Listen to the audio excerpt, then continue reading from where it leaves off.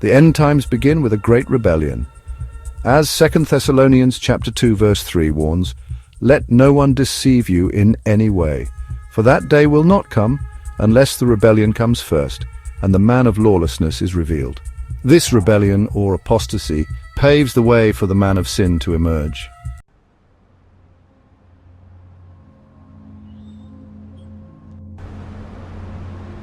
Second Thessalonians chapter 2 verses 6 to 7 reveals that God's restraint on satanic deception will be removed, for the mystery of lawlessness is already at work. Only he who now restrains it will do so until he is out of the way. Once this divine restraint is lifted, deception spreads unchecked.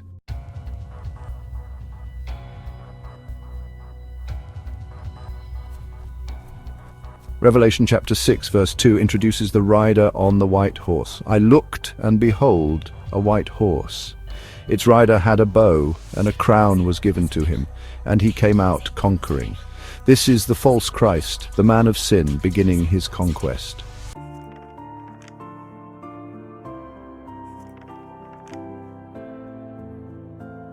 Daniel chapter 12 verse 11 foretells, "And from the time that the daily sacrifice is taken away and the abomination of desolation is set up, there shall be 1,290 days.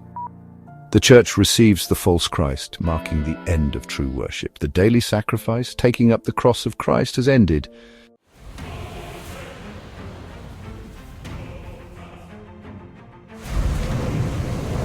Revelation chapter 8 verse 7 describes the first trumpet.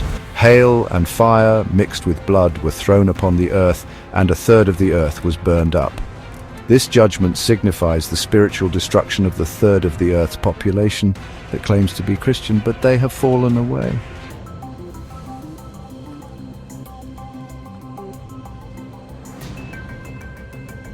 Revelation chapter 8 verse 8 says, "Something like a great mountain burning with fire was thrown into the sea."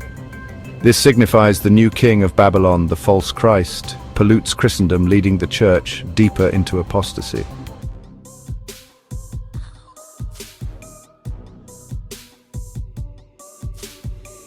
Luke chapter 21 verse 20 tells us, "When you see Jerusalem surrounded by armies, then know that its desolation has come near." The false Christ makes Jerusalem his base of operations.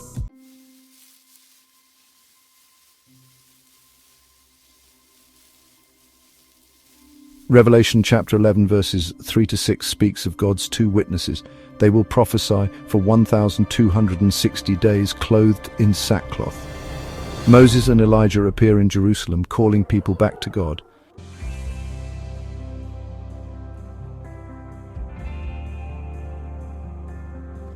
Revelation chapter 12 verse 6 describes, "The woman fled into the wilderness, where she has a place prepared by God.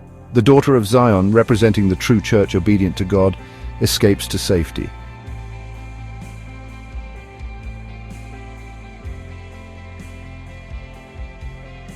Acts chapter 2 verse 17 declares, "In the last days I will pour out my spirit on all people."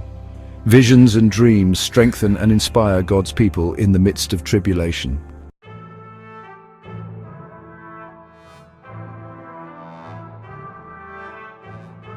Revelation chapter 7 verses 3 to 8 speaks of the 144,000 sealed from the tribes of Israel, chosen to evangelize the world.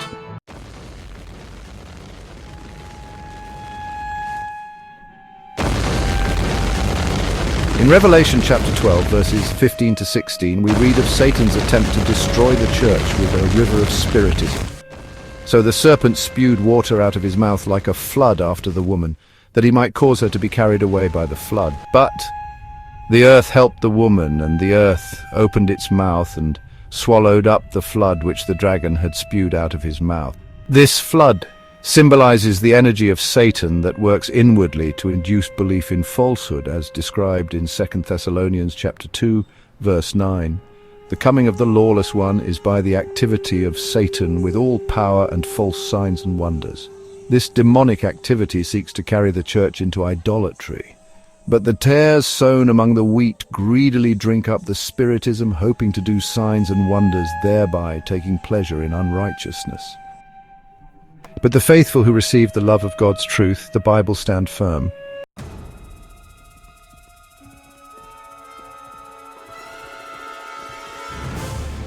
Revelation chapter 6, verses 3 to 4 introduces the second seal. Another horse, fiery red, went out, and it was granted to the one who sat on it to take peace from the earth, and that people should kill one another. And there was given to him a great sword.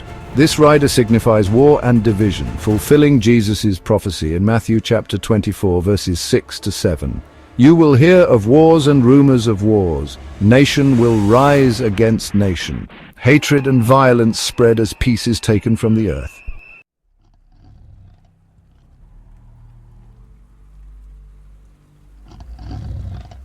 Revelation chapter 6, verses 5 to 6 reveals the third seal.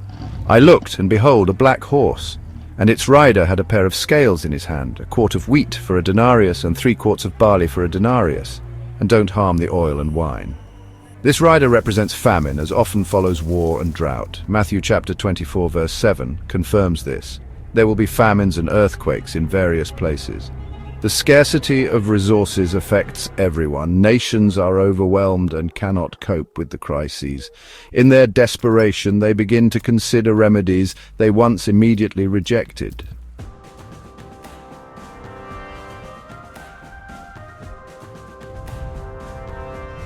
The fourth seal in Revelation chapter 6, verse 8 unleashes the pale horse. I looked, and behold, a pale horse, and its rider's name was Death, and Hades followed him. This rider signifies pestilence and widespread death, fulfilling Matthew chapter 24, verse 7. There will be famines and pestilences in various places. A fourth of the earth is struck by death through disease, war, and natural disasters.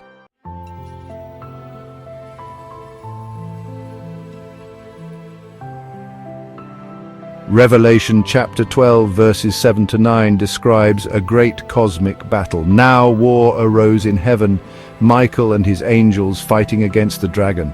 And the dragon and his angels fought back, but he was defeated, and there was no longer any place for them in heaven. Satan and his fallen angels are cast down to earth, losing their place in heaven forever.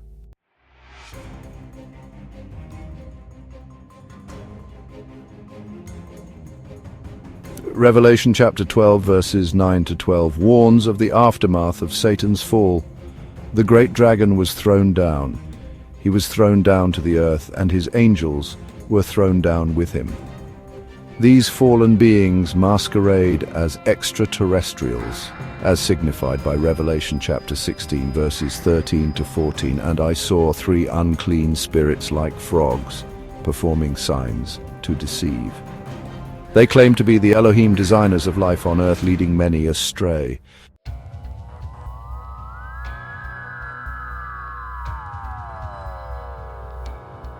Revelation 16:13 to 16 outlines the deception of ancient alien theory, and they are spirits of demons, performing signs, who go out to the kings of the earth, to gather them to the battle of Armageddon. This lie unites the world against Christ, so all will assemble at Armageddon, the final conflict.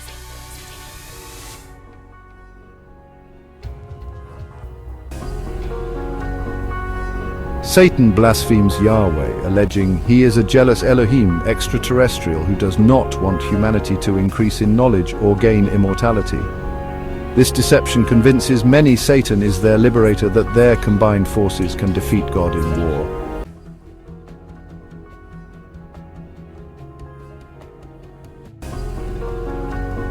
In 1 Thessalonians 5:3 says, while people are saying there is peace and security, then sudden destruction will come upon them. Satan's promises of safety from war and famine were false, and soon sudden destruction from on high would consume them.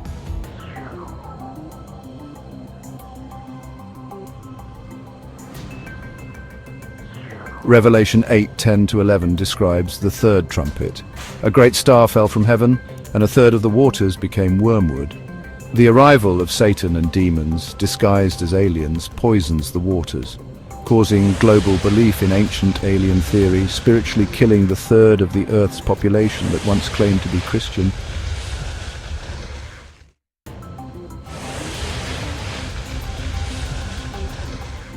This is the end of part 1 in a 4-part series, End Times. Timeline of events part 2 will continue soon.